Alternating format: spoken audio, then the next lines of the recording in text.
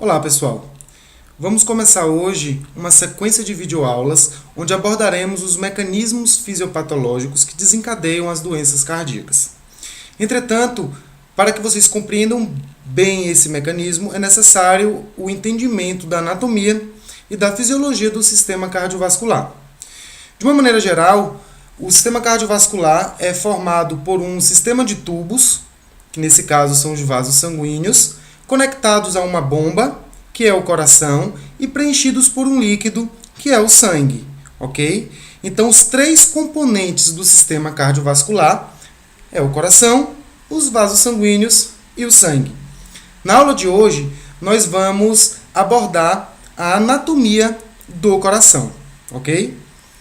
Bem, quanto à localização, o coração está situado dentro do tórax, dividindo espaço com os pulmões, e posicionado numa região conhecida como mediastino.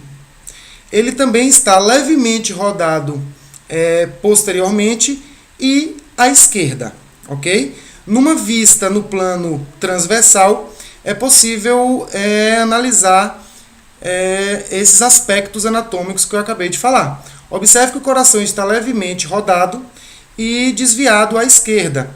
E aí também dá para a gente perceber a interação do coração com os vasos sanguíneos, os brônquios e os pulmões, ok?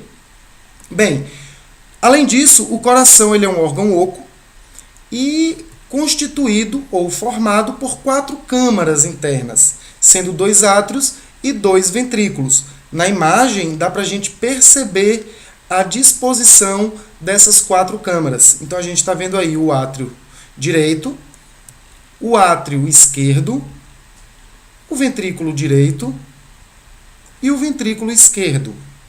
Observem que essas câmaras são revestidas internamente e ainda há uma diferença entre a composição tecidual dos átrios e dos ventrículos. Isso está bem evidente aí na imagem apresentada.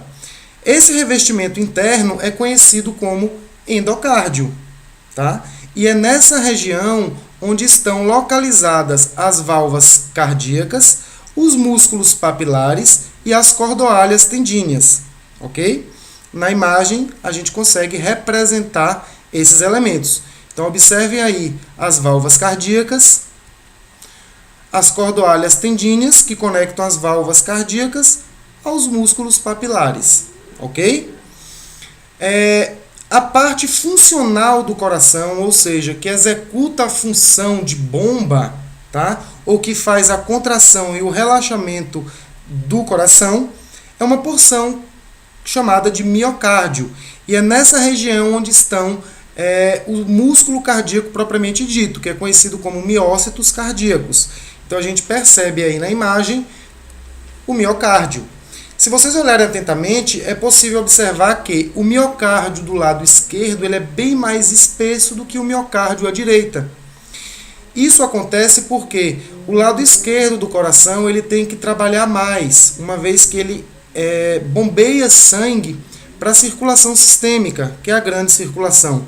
Portanto, o fato do coração do lado esquerdo ter que executar uma força maior, há necessidade também de ter um miocárdio muito mais elaborado, muito mais hipertrofiado em relação ao ventrículo direito, que bombeia sangue para a pequena circulação ou circulação pulmonar. Além disso, o miocárdio ele tem uma característica peculiar. Apesar de ser músculo estriado, ele é diferente do músculo estriado esquelético. Por quê?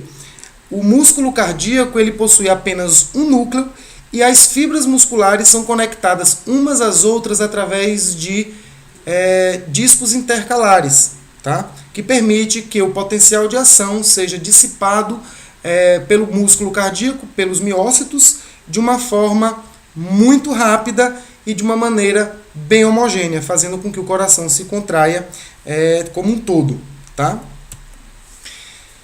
Por fora, o coração é revestido por um epitélio, conhecido como epicárdio. É nessa região onde estão dispostas as artérias e as veias coronárias.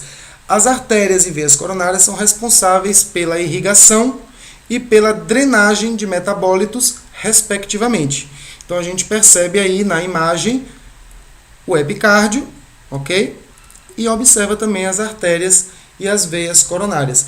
Quando o indivíduo sofre de uma doença isquêmica do coração, é exatamente as artérias coronárias que são afetadas. Tá? A gente vai ver lá na frente que a aterosclerose ela ocorre muito nessas artérias e desencadeia aí a angina, o infarto agudo do miocárdio, e a depender da gravidade desse processo pode até gerar morte súbita. Ok? Outra coisa interessante para a gente ficar atento relacionada à anatomia é que o coração ele está protegido por um saco membranoso que o envolve. Esse saco membranoso é conhecido como pericárdio, ok? E o objetivo desse pericárdio é exatamente proteger o coração, uma vez que o coração se movimenta dentro do tórax e do lado dele os dois pulmões também se movimentam. Então a possibilidade de atrito entre esses dois órgãos seria muito grande e o risco de lesão seria enorme. Portanto, o coração é protegido pelo pericárdio e os pulmões são protegidos pela pleura. Certo? Observe aí na imagem, então, o pericárdio, o saco membranoso que envolve todo o coração. Ok? Como eu falei anteriormente, no endocárdio existem as válvulas cardíacas. O coração, portanto, possui 4 válvulas, sendo 2 válvulas atrioventriculares e 2 semilunares. Essas válvulas contribuem para que o fluxo sanguíneo se mantenha numa direção única, ou seja, o fluxo sanguíneo ele é unidirecional. Além disso, as válvulas cardíacas são as responsáveis pelos sons cardíacos que a gente ouve quando ausculta o paciente. Esses sons são conhecidos como bulhas, e no indivíduo normal existem 2 bulhas. A primeira bulha, portanto, está relacionada ao fechamento das válvulas atrioventriculares e a segunda bulha está relacionada ao fechamento das válvulas semilunares. Na imagem, a gente consegue perceber essas válvulas. Então, nós temos aí a válvula tricúspide, que separa o átrio direito do ventrículo direito. Veja que ela é uma válvula atrioventricular. Está entre o átrio e o ventrículo. Depois nós temos a válvula pulmonar, que separa a artéria pulmonar do ventrículo direito. Temos a válvula bicúspide ou mitral, que separa o átrio esquerdo do ventrículo esquerdo. E temos a válvula semilunar aórtica, que separa a aorta do ventrículo esquerdo. Essas válvulas, pessoal, elas funcionam de uma maneira muito peculiar. Então, elas abrem e fecham de acordo com eventos que acontecem no ciclo cardíaco. O ciclo cardíaco ele é dividido em sístole e diástole, ou seja, existe um momento em que o coração se contrai e existe um momento em que o coração relaxa. Então, a abertura e fechamento dessas válvulas depende do momento em que o coração está passando no ciclo. Então, durante a sístole, o que a gente tem é que as válvulas atrioventriculares permanecem fechadas, porque no momento da contração ventricular, o sangue deve ser enviado para as artérias e não de volta aos átrios. Portanto, essas válvulas têm que ficar fechadas. E as válvulas semilunares têm que estar abertas para permitir a saída do sangue do ventrículo em direção às artérias. Ok? Então veja aí no slide que o fechamento das válvulas atrioventriculares impedem o retorno do sangue dos ventrículos para os átrios. E as válvulas semilunares abertas permitem que o sangue seja ejetado dos ventrículos para as artérias. Na diástole, o que ocorre é um mecanismo contrário, ou seja, as válvulas atrioventriculares estão abertas e as válvulas semilunares estão fechadas. Fisiologicamente falando, isso ocorre para que haja o enchimento ventricular e as válvulas semilunares fechadas para impedir que o sangue que está nas artérias retorne aos ventrículos. Na imagem a gente percebe exatamente isso. As válvulas tricúspide e bicúspide estão fechadas e as válvulas semilunares aórtica e pulmonar estão abertas. Já na diástole é necessário o enchimento ventricular, portanto as atrioventriculares estão abertas e as semilunares estão fechadas. Além da anatomia das válvulas, é importante que o estudante dessa matéria entenda que o coração possui um mecanismo peculiar de condução elétrica. Para o funcionamento do miocárdio, dos miócitos cardíacos, é necessário, primeiramente, que um estímulo elétrico chegue até o músculo. Para isso, o coração desenvolveu um mecanismo apropriado para distribuir essa eletricidade de uma forma bem homogênea. Tá? Então, o sistema de condução elétrica do coração é formado pelo nó sinusal, pelo feixe internodal, pelo nó atrioventricular, pelo feixe de His e pelas fibras de Purkinje.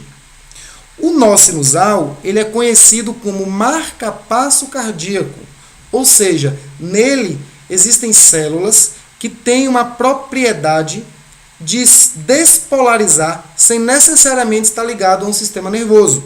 Tá? Essas células, portanto, são conhecidas como células autorrítmicas. Tá?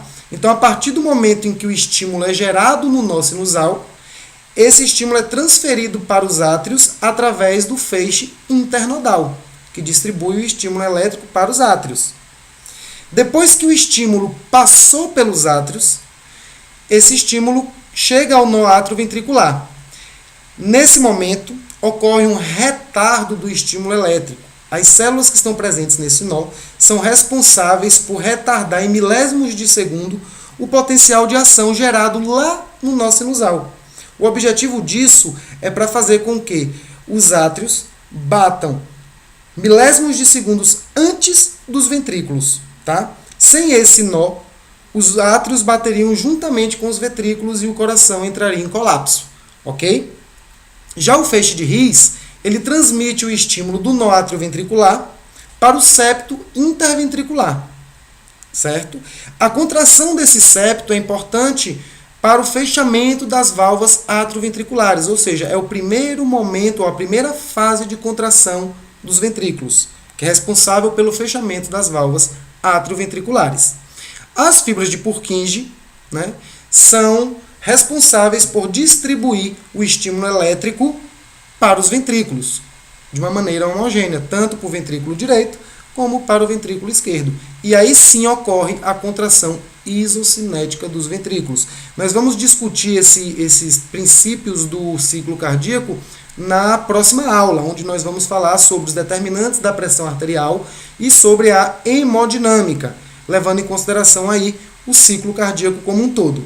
Ok? Então a gente percebe na imagem o nó sinusal, ou marca-passo cardíaco, o feixe internodal, que são as fibras que conduzem o estímulo elétrico para os átrios, o nó atrioventricular, responsável pelo retardo do estímulo cardíaco, o fascículo atrioventricular, ou feixe de His, que se bifurca aí em ramo direito ou esquerdo, e os ramos subendocárdicos, que é conhecido como o sistema de Purkinje ou fibras de Purkinje. Ok, pessoal? Então, essa é a anatomia do coração. Espero que vocês tenham entendido e na próxima aula nós vamos discutir os aspectos relacionados ao funcionamento dessa bomba tão importante para a nossa vida. Ok? Até a próxima aula.